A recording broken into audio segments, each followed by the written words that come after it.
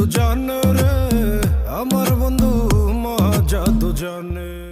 আমার খুব ভালো বন্ধু কায়া, যার সাথে আমার প্রথম ফোক অ্যালবাম করা হয় কৃষ্ণ। সো সেই কায়ার মুখে আমি আসলে প্রথম এই গানটা শুনি। তখন আমি জিজ্ঞেস করলাম যে এই গানটা তো খুব সুন্দর একটা গান, এটা কার?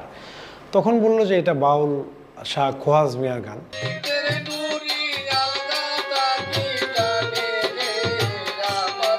এবং যখন কোক স্টুডিও থেকে একটা অ্যাপ্রোচ আসে, তাদের যে চাওয়াটা ছিল যে এবারে একটা ইন্টারন্যাশনাল কোলাবোরেশন থাকছে এবং একজন মিডল ইস্টার্ন আর্টিস্ট ছিল প্রেফার্ড।